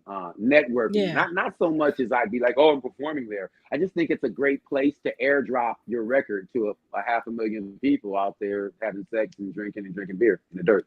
So yeah, Well, those are great I've venues. You heard just gotta one. know how to work it. Yeah, I've heard one artist say, I can't remember what venue it was. He said nobody knew him. He wasn't expecting much, but he just wanted to go on, show himself. He said, but the reception when he got on there was so well. Well, he was shocked. So never, it might be more than because you are truly blessed. So it may be more than just networking for you. Definitely. You know what I mean? No, What were you gonna say, definitely. Stilo? But see, well, that's why it takes great minds. Go ahead, Stilo. Oh no, I was gonna Great say minds. that. I need a manager like her. Go ahead, Stilo. Stilo B. Would you ever do like Crush Groove if you can? Crush Groove, Rock the Bells. Have you ever did anything on that You know, side? you know what's Or what? crazy, man? They came to me. They came to me with Nick Cannon's show, Wild and Out, when it was in development, and I was on a movie then and couldn't do his show. And then someone asked me about a Rock the Bells, not to perform, but actually to go and hang out backstage. I think about 4 years ago, and I was in Seattle. I couldn't even do that. So oh, I don't remember when that Rock the Bells was. I know I was in Washington though when they hit me. But yeah, no, those venues, those always sound like great venues to me. Um, and that's kind of like the cornerstone since there's been no Uncle Jam's Army, like big concerts and shows in LA. Those have been the cornerstones. Those shows you mentioned have been the cornerstones of where our artists come to be seen out here in Cali. So yeah, no, those are incredible venues, man. And yeah, I'd love to play them, man. I used to hang out. I used to go to Peppers, man. I've been around since when Big Boy used to go to Peppers on Friday nights. I used to run to Peppers when I got off work just to be in the place to be. Take off my work uniform and put on some fly stuff out the trunk, squirt with the cologne, and run right to Peppers to be right, where the DJs and where the music and stuff was. So no, those are great venues. But the thing about that is, a lot of politics involved in who gets to play those, how you actually show up Yeah. there. But no, I wouldn't ever turn down nothing but this collar on this shirt. You see how it's up right now? That's all I would ever turn down. I'm coming. You invite me, I'm gonna be there with bells on. Ting-a-ling-a-ling. What is But your no, that was a most great question, DJ Stilo Beats. Go ahead. I'm sorry. no, what is like your most when you realize this is what I'm going to be in the entertainment business for the rest of my life? When did that moment arrive? Was it when you were 19 or later on? You know what? I think it was. I believe it was probably when I actually touched my first contract. Like when someone actually gave me paperwork to say we want to represent you. That's kind of like when my confidence went all the way through the roof. I already, my mom had me and my brother in acting school when we were 7 years old. We were at home doing Kiwi shoe commercials, learning dialogue, playing the piano, watching all the kids in the neighborhood throw water balloons and skate and jump bikes on ramps and be mad at her because we can't go outside and play. But she just saw something bigger for us. So she had us, into the arts. And yeah, but when I got my first contract, man, I was 19 years old. I had just graduated. You couldn't tell me nothing. I hate to see somebody try, boy. If I could step outside of myself and look back at that dude, I would have slapped him. Like, hey, man, what's wrong with you? But yeah, you couldn't tell that dude nothing. But no, when I got that paperwork, it was a big deal because it just validated what I had already felt and what I thought, and it was someone else saying, "Hey, man, we see something in you. We're willing to give you an opportunity." Wow. Hey, so go ahead. No, I was going to say, were you signed as a rapper or a producer or both? I was actually signed as a recording artist. That's how I actually got started. On both of my primary deals, I was signed as an artist, recording artist, writer, lyricist. And then on my third deal, I was signed as a rapper producer. And then after I left that, I had several other contracts given to me, but after having them looked at by my legal representation, we felt it was better to forego those, excuse me, and go ahead independently, because there wasn't much difference in what they were offering and contractually than what I was already doing for myself. And I would just say to any artist out there who has a contract in front of them, and once you get that looked at by your proper legal representation, if the contract is not offering more than is already being done for you in your career, whether that's by you or just your management, if it's not offering, then it's not a good idea. Most of those contracts put you in a worse situation. It just gets you in bed with more people that you owe, that you'll end up owing. Wow. Question. Is it true you work with Gonzo? Rest in peace.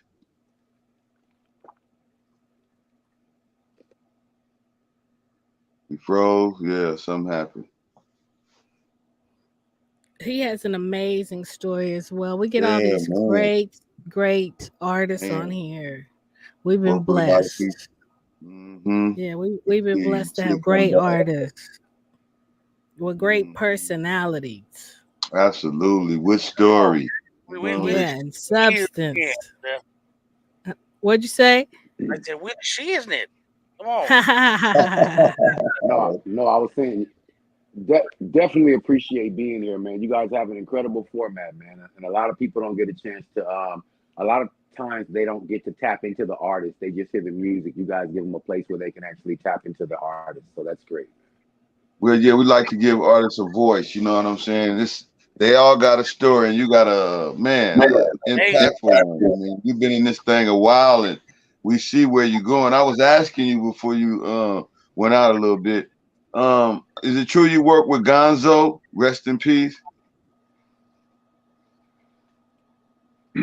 Yeah, man, I had the opportunity to work with Gonzo on a project, man. When he was just after he dropped out of the group Caution, I had a chance to work with him for a couple of months, and cool guy, man. Very creative, very energetic, crazy sense of humor, had some good laughs, and I got a couple of recordings. I think I put one of them streaming on my YouTube channel, something unreleased that I was able to get a verse from him just before, he was out of my area. I think the last time I saw him, he was in Vegas. I don't know what area he went to after that, but nah, man, cool guy, rest in peace, and left some incredible music, and was taking care of, was actually responsible for putting a couple of groups together out here on the West Coast, which is what a lot of artists don't do after they make their money or get their hit. They seldom look back or reach back. He was definitely in the middle of doing that. So shout out to my man, for real. Quick question, Um, Urge.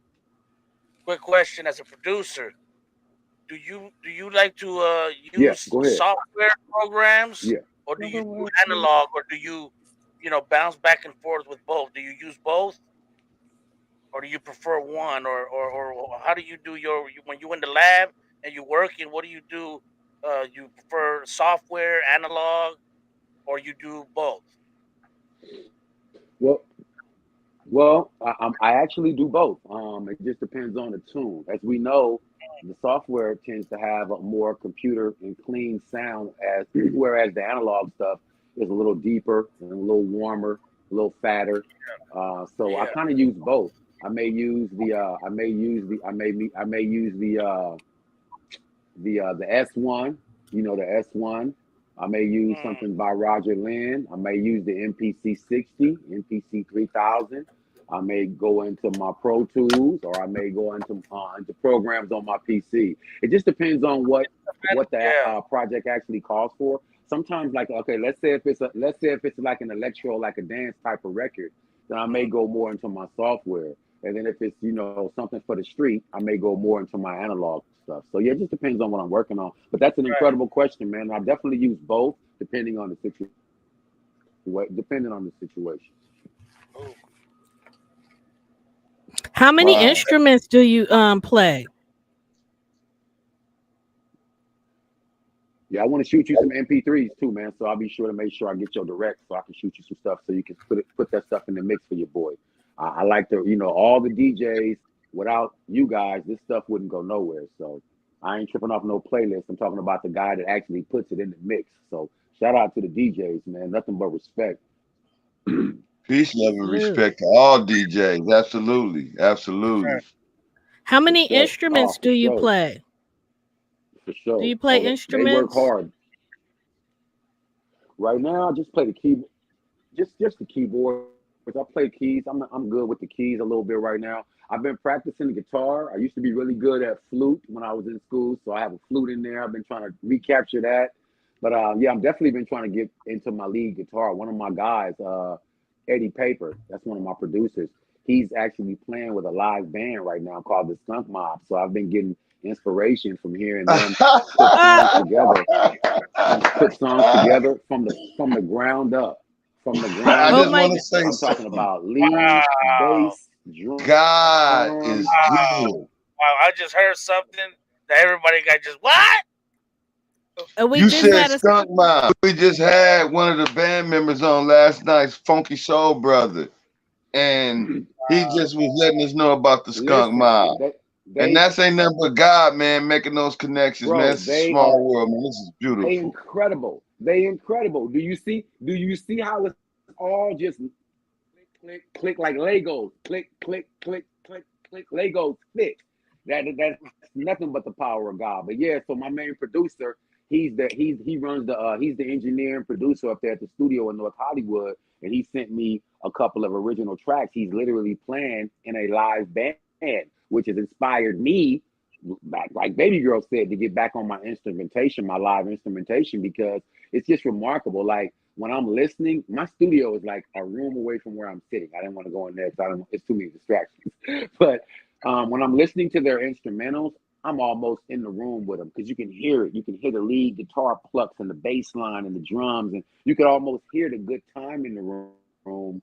But that's the power of that live music, just the energy of it. Like we were talking about earlier when you asked me that question about what did I think, hip hop. It's like music. We need to keep creating music, beautiful music that touches people, that move people, that has the power and ability to heal people. And when I say that, I mean make someone who hasn't got up want to get up. Because they feel it. They feel something that's motivating them to move. It's a difference, man. So no, it's more powerful than people think. It just has to be wielded the right way because there's so many dark caverns and corners that people can fall into musically as well. And I just try to stay away from the dark and stick with the light. No, that's absolutely right. That's what we say over here at the Shiz Talent TV, man.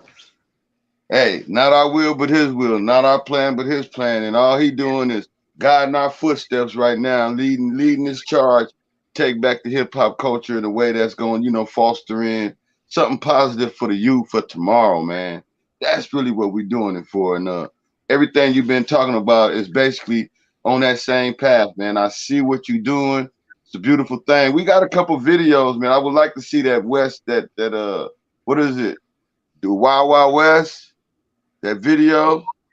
Oh, Okay, Wild we can West. pull Yeah, up that. that's a Wild good. West. Yeah, I want to. So you don't want to hear Watt's Tough Word up. first? You want me to go to Wild Wild West? Well, yeah. Let's go to Wild Wild West. I want to see that theatrical get down that he's involved in right there. Okay, let me switch it to Wild Wild West. Hold on one moment. I apologize for that, but yeah, I want to let the world see the type of work that you're doing. You know what I'm saying? Because it's definitely genius, man. No, You're man, doing a great thing out appreciate there. it. You know what I No, you mean? appreciate it, man. No, you are appreciated, man. Just trying to bring something different than what they always accustomed to seeing. That's we show them so much. Yeah. Just trying to bring them something different.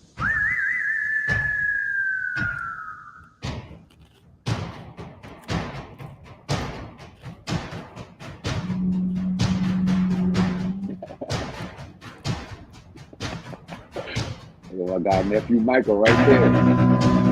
Nephew.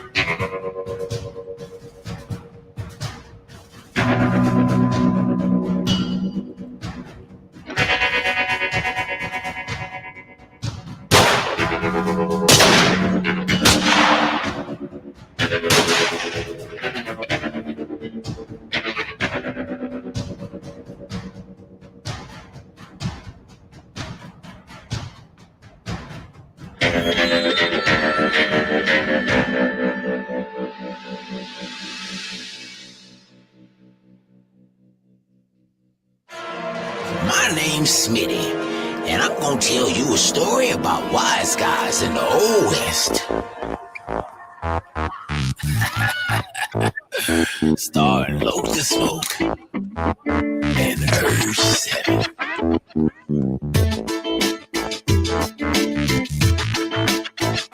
Hold on to your hat. It's gonna be a doozy. Walk in the saloon, drop Skrilla, doors still swinging, sipping sarsaparilla. Cowboy boots and a Stetson. It's the DigiGod URG7. Shoot up the bank for the pesos. Rob the stagecoach, vanish like the gray ghost. Wild Wild West, they gunning for the gold rush. My rhymes fresh, they coming for the cold crush. Put your saddle on your horse and let's ride. Still WG, West Side. New horseshoes on a stallion. 35 miles to the gallon. On my zap shit, need more bounce. From the courthouse to the whorehouse. Nah, I don't care if they ain't down, cause it's a new sheriff in town. Sunny blue skies and the females gorgeous. We sip moonshine, stealing horses. Ride through the town like Jesse James. Kicking ass and taking names. Sunny blue skies and the females gorgeous. We just out here dipping Porsches. Ride through the town and you know what it is. With the bang like Billy the Kid. They all know how I move. Trifle man, in your city high noon. Rifleman, kill you with the whole town watching. Lil Timmy Thompson ran to get the posse. Cock back, blow your bitch out of bonnet. It was my name, my face in the bulletin said wanted. And they was tying up the noose for the hanging. Every record I spit and produce beat banging. Gunslingers, horse thieves and murderers. Need supplies, pull up at the Western Surplus. I hear they at the Best Western, asking questions. Gotta get more ammo for the Smith & Wesson. Fuck around, have to bury a henchman. Notified next to kin by courier pigeon. Fuck around, get blown out your vest when you out here trying to get it on in the West. Sunny blue skies and the females gorgeous. We sip moonshine, stealing horses. Ride through the town like Jesse James. Kicking ass and taking names. Sunny blue skies and the females gorgeous. We just out here dipping Porsches. Ride through the town and you know what it is. But to pull that bang like Billy the Kid.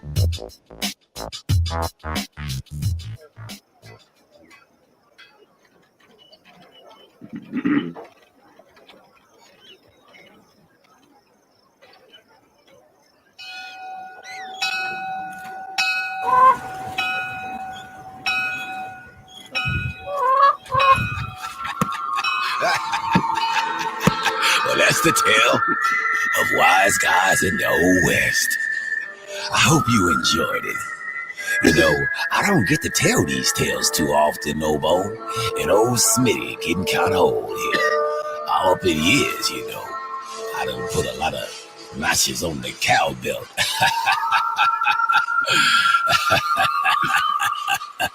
It just warms my heart to sit here over a black kettle of coffee and a pot of beans and tell you guys about the old West and how the wise guys survived the gold rush. You know that old rascal Mr. Loco got away, turned into an outlaw, and vowed that one day it would be wise guys all over the world.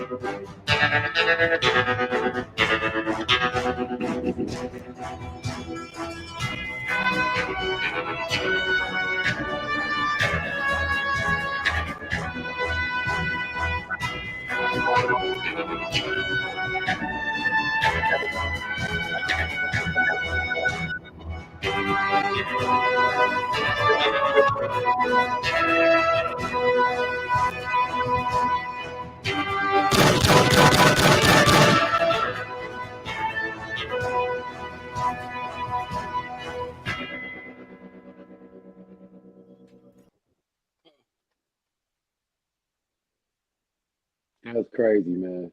That was crazy.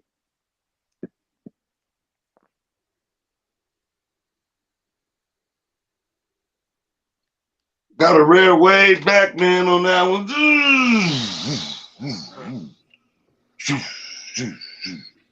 Bam! I got a stepping greatness, man. That was dope. That was the shiznit, man. I appreciate you. Had Man. to stamp I your greatness, appreciate you. man. Just what I spoke on earlier out there having fun. Y'all had me laughing the whole time. I was thinking about that day we was out. We had so much fun in the old West. And you portrayed it just that, man. It felt like the West too. I like y'all I survived liked the it. gold rush. I appreciate it. Yeah, that was dope. I like that. Very No, theatrical. no, yeah, So, thanks, who you man. thought of all of that? You wrote Yeah, that? thanks. Just trying to be creative. Yes, sir. Yes, Mm-hmm. sir. Just trying to be creative and bring something theatrical to the screen.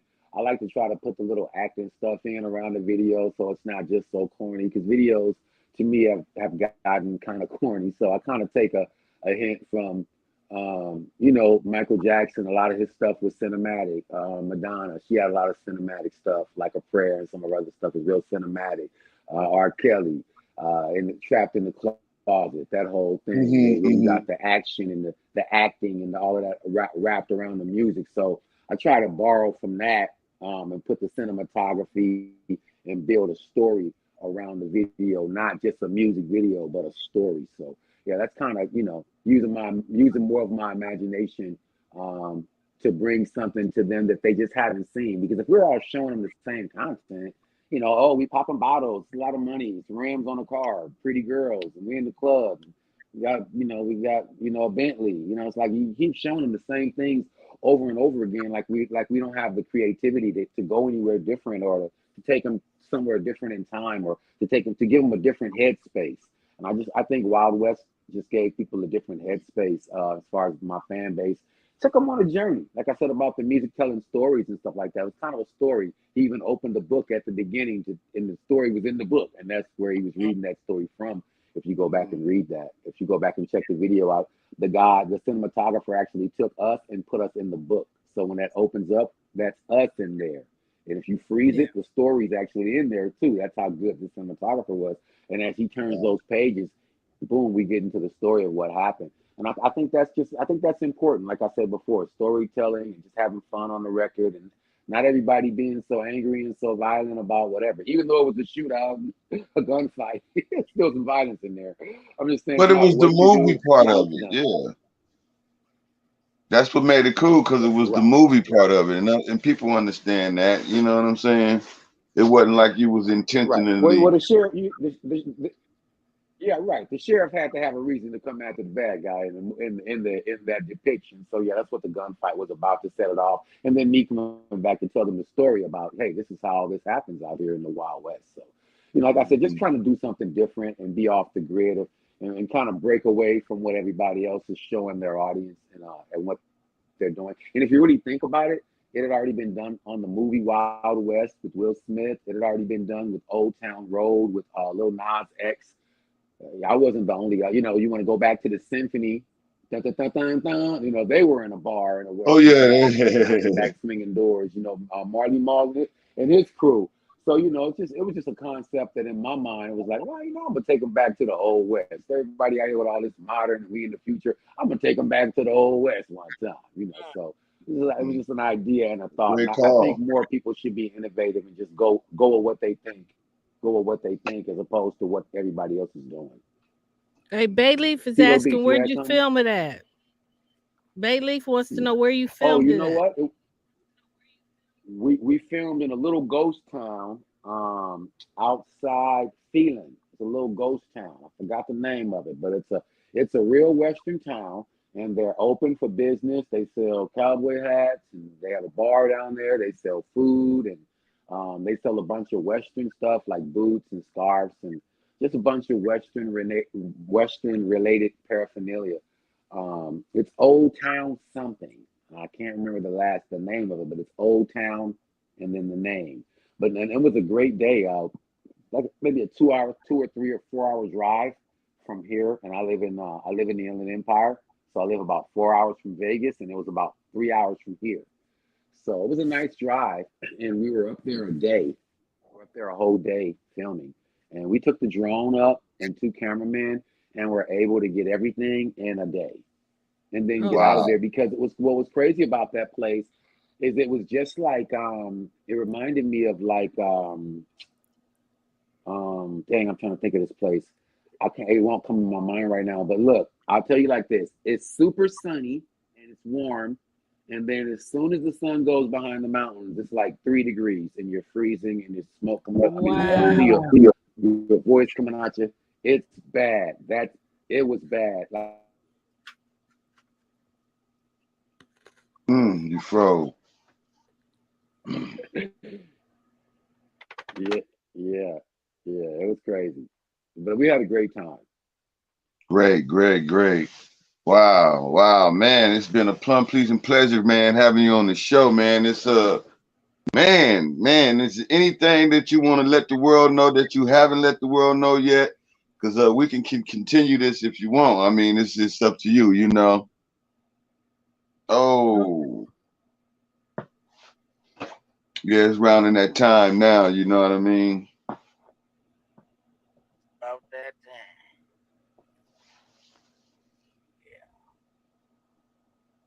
Let's wait until he come back and then Let me see if I can do that word. You know what I'm saying?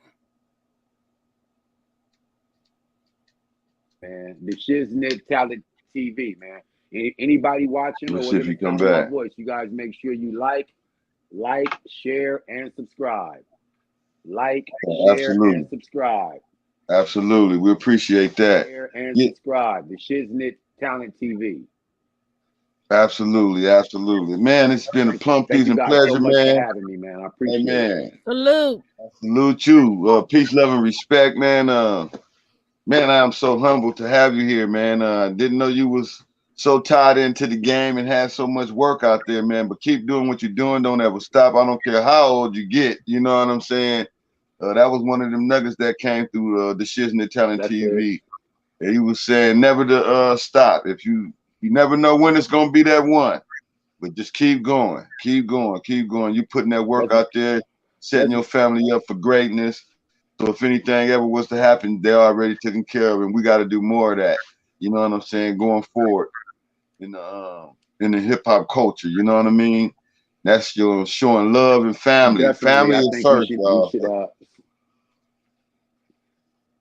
Yes, sir. It's always definitely, and then just being prepared. We don't want to be passing hats around and doing dinners and car washes. Yeah. Yeah, most exactly. CeeLo definitely. Beats, Absolutely. go ahead. I was just saying it was a great pleasure having you to come through the Shiznit Talent TV. Hey man, love you. Hanging out with us, man. It's been a great honor. You know what I mean, that you came through and we was able to listen to everything you've done in your journey, man. It was amazing. Amazing. Yes, sir. I sound like I appreciate you. I appreciate you, CeeLo Beats. We number one, Shiznit Talent TV. Absolutely. Let's get them. What you And, got, baby girl? and What you got thank to you. say, baby girl? I just want to say thank you for sharing your story about you being a father. For you might inspire somebody that watches this video that's going through hard times now, and give them some strength. So I wanted to thank you for that, because you didn't have to share that. I want to tell you, I appreciate you and thank you for those amazing questions. Thank you and Absolutely. salute. Much love and respect. Peace, love, and respect, man. Love you from the bottom of my heart, man. You know you're more than welcome Man, to I'll see come you back. guys next time, This man. is your Thanks for having second your boy home. URG7 DG God. Anybody listening to the sound of my voice, man, like, share, subscribe. Love you guys too, Absolutely, man. Thank you. absolutely. Thank you so much. Hey, man, you're more than welcome to come back anytime, man. When you get that new music hot off the presses, come back. Let us hear it, man. We want to let the world hear it as well. You know what I'm saying? It's all love. Peace, love, and respect. Love you, man. Take care. Nothing but Salute. Love you prosperity too. and blessings for you. Hey, Steelo, I'm yes, sir. He said he's gonna send you some tracks. You guys have a great night, man. Thank you guys so much. Oh, you too. God bless you, my Much brother. love. Much love, sir. TV. Yes, sir. God bless you, man. You are now tuned into the Shiznit TV. URG7. I love it. Peace, love, and respect, man. I love it, man. Wow. Thank you, Jesus. Man. Glory to God. Hey, See what I'm saying? Hey, See the miracles of God. See how he worked. He said he got 80 amazing. 80 albums. Oh, I'm slacking. Hey, did he said 80 albums? Yes. Wow. This I'm dude is slacking. putting in work, man. I'm slacking. He is putting in work. And work. That's genius, man. That's why I say that's the shiznit, man. And then that man, wow. But that's what you need. Consistent. You have to be consistent. Be consistent is the name of the game. Like he said, time is not gonna wait for you. And if you're not doing it, somebody else is. For real. Absolutely. And when I started, because we went out and I'm pretty sure y'all did the same thing. We checked out his music and I went on YouTube. When I started seeing this stuff, I was like, man, dude is way different, man, than anybody out there. He's talented and he's creative. He's got his own lane. He creates. He's creativity, man. He got that. He's got that. Everything is different and it's dope. I like it. URG7 in the house. The Shiznit. URG7 and what his name stands for is nothing but spirituality, God. Nothing but upwards, man. That's beautiful, man. I love that, man.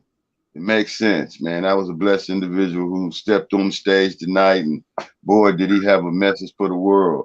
That's why we do this. So, artists can have their voice and let their voice be heard. You know what I'm saying?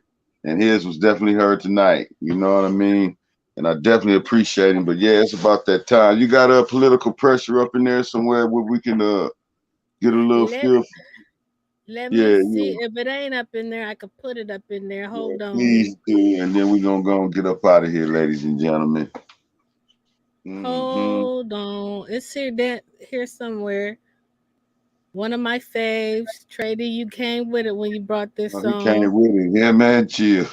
Yeah, the chill and KD, you came with it with this song. Hold on one a momento. Style. I forgot people can still see me when the video's playing, because all I see is the video on my end. I'm over here just eating. I see your comment on that. We're gonna have to slow it down a little bit, my nigga. I know we been banging out them bangers on their ass. But let me rap to him for a second. Yeah, it's political pressure. There's too much shit going on in the world right now. Why don't y'all roll you up one? Blow a joint with your boy JD. I ain't bullshitting. No, hell no. Shit. I want you to stop and think for a minute. Separate the government from your religion. Now separate religion from your day-to-day life. It ain't no more pressure. It ain't no more strife. Red pill or blue pill. What the fuck is the difference? When these motherfuckers really want to rule your existence, want to tell a fucking woman what to do with her body, even if she get raped and sent to a lobby. You crackers moving backwards with this hillbilly shit. And niggas make it easy when we on silly shit. Why y'all killing fucking brothers when they ain't the ops? Then you run with your Glock when the cops at the blocks. Black lives matter, period. But fuck all that protesting shit like some idiots. Link with the natives, the essays, the Asians. Create a lane for ourselves in this nation. Political pressures, media fake, fabrications, you can see the hate. Propaganda got their own agendas, misleading the public for their own interests. If you feel me, can I get a witness? Oh, I want justice while we're living. All this violence, I won't be silenced. 2502, and I know what to do. You wonder what we're mad at. We want a 40 fuck a mule, I'm in a Cadillac. Profile, cause I keep a G style. I ain't with that weirdo shit, my destiny this is a child. Wow, they hit us with that stimmy. But pull up at that Roscoe's and niggas like, give me that cocaine. You die over gold chain. Pinky rain in the crime scene, tainted, man. From Hub City to the shop, we on the same thing. Queens niggas, Philly killers, feeling all my pain. Gorilla chill, one of the last at the brown table. On full blast, on smash like Cain and Abel. Niggas jealous of my pedigree, but let it be some drama. I could put that on my mama, but you still believe the bull that they feed us. Best to put your faith in Allah, Buddha, or Jesus. Pressures, media fake, fabrications, you can see the hate.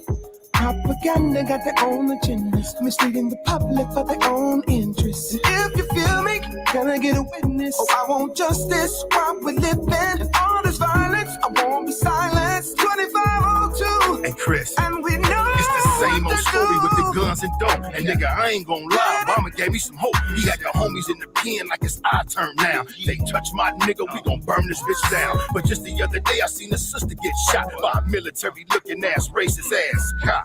Just a routine traffic stop. One black woman, 5 bastard ass cops. I had a tear in my eye when she died. Watched her go cry as she stared at the sky. And Joe and his hoe, they both gotta go. It's a lot we don't see and a lot they don't show. And Roe v. Wade, it's just another play for that white man who know he gotta repopulate. See they numbers getting showed and he's scared. I only got 2 words, be prepared. Political pressures, media fake, fabrications, you can see the hate. Propaganda got their own agendas, misleading the public for their own interests. If you feel me, can I get a witness? Oh, I want justice while we're living. All this violence, I won't be silenced. 2502, and we know what to do. Oh yeah, stop all this killing, looting, shooting. We need to protect our children and the government. You got to do better. Our kids are our future, and we got to do better. Better, better, better. We got to do better, better, better. We got to do better, better, better. We got to do better. Better, better, better. We got to do better, better, better. We got to do better, better, better. We got to do better. Better, better, better. We got to do better, better, better. We got to do better, better, better. We got to do. Dope. Absolutely phenomenal. Oh yeah, it was another great and classic show, ladies and gentlemen. Y'all already know what to do. Is your talent boo boo, or is it the Shiz-Nit? Y'all bring that talent. We want to see it. We want to hear. We want to feel it. Y'all tell somebody you love. Make sure y'all hit that subscribe button, hit that like, and make sure you leave a comment. Last words, Mr. Stilo Beats. Everybody stay safe. Put God first. And don't ever forget about your faith, man. Tell someone you love them, that you love them. And keep it pushing. Thank you, sir. Miss Chino. Yeah. Hey, and sometimes take these gems, these artists drop you when they come on here. They give you good advice. we've been very fortunate to have some great guests with great personalities, great spirits, and wisdom. So take these jewels, write them down, and run with them. Consistency is one of the keys. Consistency. You don't have to be famous. You don't have to be the number one spot. Just keep it pushing. Do what you got to do in this business, and then you won't need a plan B. But be safe and much love. Absolutely. With that being said, y'all already know what it is. I need everybody to stay rooted in love, stay rooted in truth, stay rooted in faith. Because even if you're going through darkness, you can go through that darkness and come out on the other side as a shining light. Now that's greatness. That's God's love. Greatness on display. A life of victory every day for everybody. Peace. We out. We'll see y'all tomorrow. It's going Much up. We got love. weird propane in the house. It's going down.